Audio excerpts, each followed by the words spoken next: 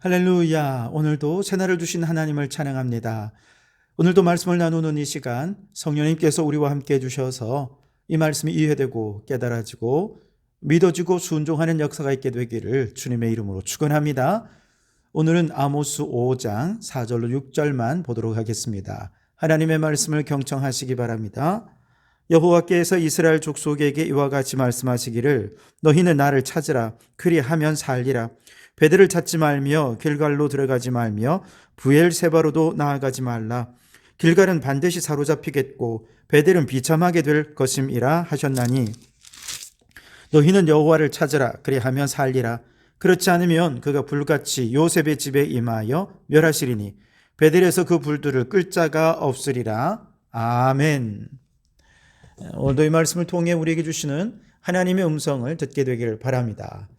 지금까지 아모스는 북이스라엘의 심판에 대해서 다양한 모습으로 선포해왔죠.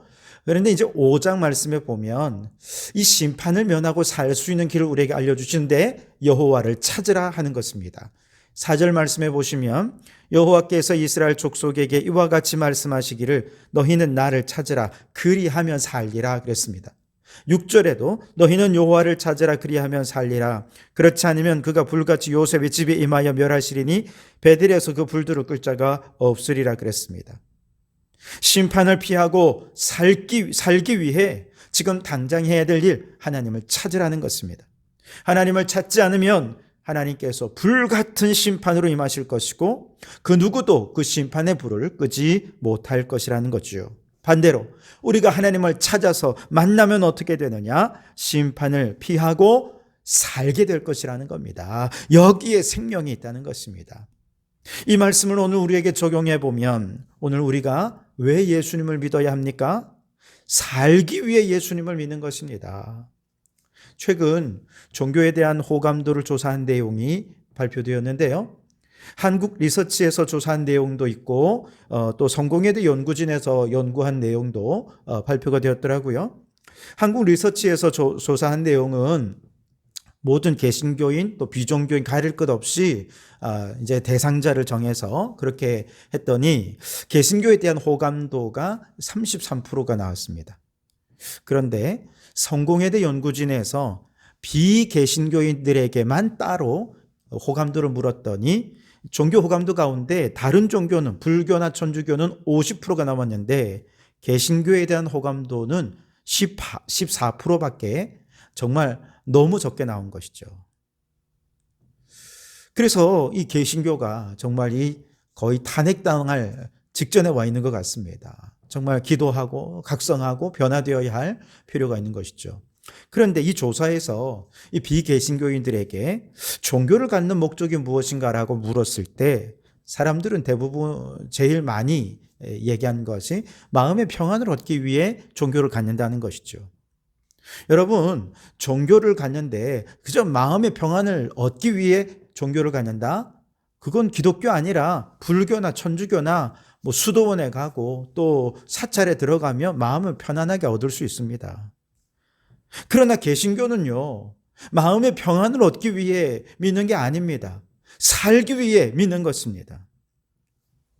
우리가 전도할 때 예수 믿으면 복 받습니다. 예수 믿으면 행복합니다. 예수 믿으면 이런저런 유익들이 있습니다 하고 얘기는 하지만 사실 이런 것들은요, 예수 믿는 더 궁극적인 이야기를 하고 싶은데 처음부터 그 얘기를 못하니까 먼저 평안을 얘기하고 행복을 얘기하고 축복을 얘기하지요. 그런데 이건 다 부수적인 거예요. 우리가 예수님을 믿는 궁극적인 이유는 예수 안 믿으면 지옥 가고 예수 믿으면 천국 가기 때문입니다. 예수 믿어야 살 수 있기 때문에 우리는 예수님을 믿는 것입니다. 예수님을 믿는데 우리의 생명이 달려있는 것입니다. 모든 사람은 한 번 죽는 것이 정해진 것이요 그 후에는 심판이 있는데 믿는 자는 천국에서 영생의 부활로 부활하여 영생 복락을 누리지만 불신자는 지옥에서 영벌의 부활로 부활하여 영원한 저주와 고통 속에 살 수밖에 없습니다. 이것이 성경의 가르침입니다. 그렇기 때문에 우리는 우리에게 영원한 생명, 영원한 복락을 약속하신 예수님을 찾되 정말 살기 위해 목숨 걸고 예수님을 찾아야 한다는 것입니다. 마태복음 7장에서 예수님께서 구하라, 찾으라, 두드리라 말씀하셨을 때 우리가 정말로 구하고 찾고 두드려야 할 것은 바로 예수 그리스도이십니다.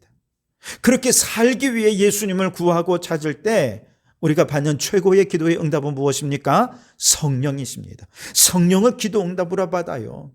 우리가 하나님 보좌 우편에 앉으신 예수님을 만날 수는 없지만 대신에 보내주신 성령님과 날마다 교제하며 산다면 이 땅에서도 100배의 복을 누리며 살다가 내세에서 영생의 복을 누리게 될 줄 믿습니다. 그러니 여러분, 예수님을 믿으십시오. 살기 위해 예수님을 찾으십시오.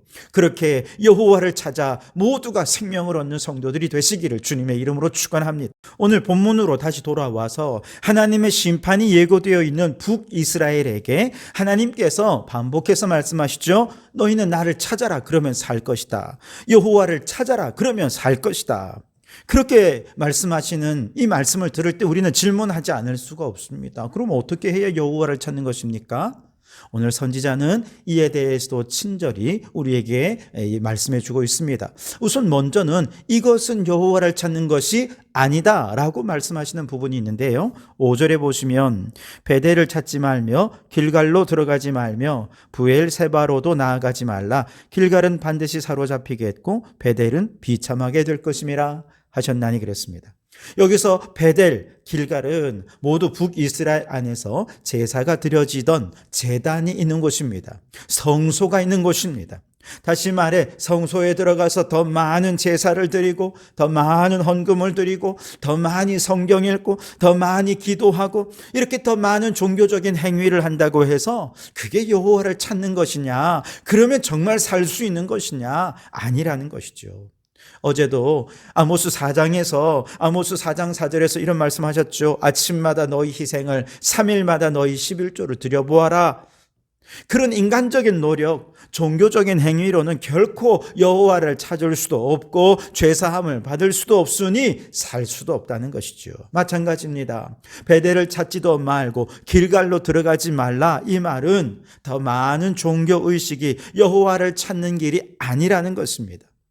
여러분, 오해하지 마십시오. 그렇다고 예배가 의미 없다는 것이 아닙니다. 하나님 말씀 묵상하고 기도하고 주의 말씀대로 봉사하며 사는 거 너무 다 소중한 것입니다. 중요한 것은 우리가 이렇게 하나님 앞에서 예배를 드리고 주님과 영적 교제를 나누었다면 이제는 그 말씀대로 일상의 삶 속에서 순종하며 살아야 하지 않겠습니까? 그렇다면 우리는 더 많이 예배드릴수록 더 많이 말씀을 보고 기도할수록 그대로 순종한다면 아마 그것은 훨씬 더 주님의 뜻을 이루는 더 좋은 방법이 될 것입니다. 그러나 안타깝게도 북이스라엘의 경우는요, 성전에서는 혹은 성소에서는 이렇게 더 많은 종교 행위에 힘쓰긴 하는데 일상이 이어지는 성문에서는 어떤 일이 벌어지고 있었는가? 10절과 11절에 보시면 무리가 성문에서 책망하는 자를 미워하며 정직히 말하는 자를 싫어하는도다. 너희가 힘 없는 자를 밟고 그에게서 미래 부당한 세를 거두었은즉 너희가 비록 다듬은 돌로 집을 건축하였으나 거기 거주하지 못할 것이요 아름다운 포도원을 가꾸었으나 그 포도주를 마시지 못하리라 그랬습니다. 여기서 성문은 일상입니다. 성전은 하나님과 관계하는 종교적 행위가 있는 자리라면 성문은 일상의 삶의 자리죠. 직장이고 가정이고 지역사회, 이 모든 곳에서 북이스라엘은 지금 어떤 일이 일어났다는 것입니까? 정직한 걸 사람들이 싫어합니다. 힘없는 자를 짓밟고 부당한 세를 거두며 죄를 짓는 일들이 일어난다는 것이죠. 아니, 성소에서는 그렇게 거룩한 예배를 드리고 11조도 더 많이 드리고 말씀도 더 열심히 읽었는데 일상에서는 왜 하나님이 기뻐하지 않는 삶을 보이느냐는 것이죠. 이렇게 되면 이건 여호와를 찾는 것이 아니라는 것이죠. 이런 예배 백날 드려도 구원받지 못하고 살지 못한다는 것입니다. 그렇다면 여호와를 찾는 것은 어떤 것을 말하는 걸까? 14절 15절에 보면 너희는 살려면 선을 구하고 악을 구하지 말지어다. 만군의 하나님 여호와께서 너희의 말과 같이 너희와 함께 하시리라. 너희는 악을 미워하고 선을 사랑하며 성문에서 정의를 세울지어다. 만군의 하나님 여호와께서 혹시 요셉의 남은 자를 불쌍히 여기시리라. 살기 위해서 여호와를 찾는 방법이 무엇입니까? 성문에서 선을 구하고 악을 구하지 말라. 성문에서, 가정에서, 직장에서, 시장에서 선을 사랑하고 악을 미워하면서 성문에서 정의를 세우는 것, 이것이 여호와를 찾는 가장 좋은 방법이라고 아모스 선지자가 알려주는 것입니다. 사람들은 말합니다. 목사님, 성경은 이렇게 말씀하시지만 일상에서 말씀대로 살아갔다가는 맨날 손해봅니다. 세상에서 도태됩니다. 적당히 악한 것도 눈 감아주고 은근슬쩍 불의와 타협해야 세상에서 살아남을 수 있어요. 이것이 세상에서 생존하는 방법입니다. 라고 말합니다. 세상은 말씀대로 선을 추구하다가 결국은 죽을 것이라는 것입니다. 그런데 성경은 무엇입니까? 죽을 각오로 선을 구하면 그곳에서 하나님을 만날 수 있다는 얘기입니다. 죽고자 하면 살지만 살고자 하면 죽는다는 것입니다. 여러분이 살기 위해서 세상과 타협한다 말하지만 그게 사실은 죽는 길이라는 것이죠. 여러분, 우리의 신앙생활이 종교 생활이 되지 않고 모든 신앙생활 속에서 여호와를 찾아 만나고 생명을 얻기 원한다면, 우리가 하나님 앞에 예배 잘 드렸다면 일상의 삶에서 정의를 이루며 공의로운 삶을 살아야 할 줄 믿습니다. 오늘 21절에서 24절에는 이 내용을 다시 요약해서 정리하고 있는데요. 21절에는 절기들이 나오고 성회들이 나옵니다. 22절에는 번제, 소제, 화목제가 나오고 23절에는 노랫소리, 비파소리 이런 것들이 나오는데요. 이 모든 것들은 무엇을 말하는 것입니까? 성전에서 혹은 성소에서 행해지는 종교적인 행위들을 말하는 것입니다. 이 모든 것은 하나님이 기뻐하시는 것이지만 이런 신앙적인 행위가 성문에서 일상의 삶에서 아무런 능력도 나타나지 못하고 삶을 변화시키지 못한다면 그건 단지 종교 생활에 불과하다는 것이죠. 아무리 제사를 드려도 여호와 하나님 만나지 못합니다. 반면에 성전에서 절기를 지키고 성회로 모이고 제사를 드리고 하나님 앞에 뜨겁게 찬양했다면 성문에서 어떻게 살아야 한다는 것입니까? 24절에 오직 정의를 물같이 공의를 마르지 않는 강같이 흐르게 할지니라. 아멘. 일상의 삶에서 정의와 공의를 물같이 강같이 흐르게 할 때 그 사람은 예배를 통해 하나님을 만난 사람이고 하나님을 만나면 비로소 살아낼 수 있는 것입니다. 여기서 정의라는 말은 법정적인 의미예요. 선악을 분별하고 악에 대하여 심판하고 선에 대해서는 보상을 주는 것이죠. 공의라고 하는 분배적인 의미입니다. 가난한 자, 궁핍한 자, 고아와 과부와 소외된 자들이 없도록 그들에게 나누고 베푸는 삶을 살 뿐만 아니라 사회적으로 그들을 보장할 수 있는 제도를 마련하고 그리고 구조적인 모순들을 해결해 가는 것, 이것이 공의라는 것이지요. 그래서 여러분, 우리는 살기 위해 하나님을 찾고 만나야 합니다. 그 여호와 하나님을 만나는 방법은 온전한 예배를 드리고 주신 말씀에 순종해서 일상의 삶에서 정의와 공의를 이루며 살아가는 것, 선을 사랑하고 악을 미워하는 것임을 깨닫고 이제 말씀과 삶이, 신앙과 일상이 일치되는 삶을 살아서 주님과 날마다 동행하는 삶을 사시기를 주님의 이름으로 축원합니다. 기도하시겠습니다. 하나님, 이 죄악된 세상에서 우리가 살 길은 오직 여호와 하나님을 찾아 만나는 길밖에 없는 줄 믿습니다. 우리가 하나님을 찾아 만나기 위해 더 많은 종교 생활이 아니라 한 번의 예배를 드려도 온전한 예배를 드리게 해 주시옵소서.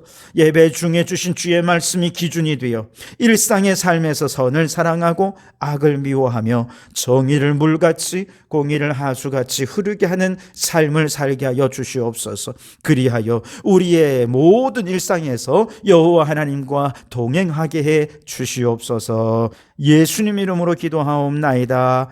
아멘.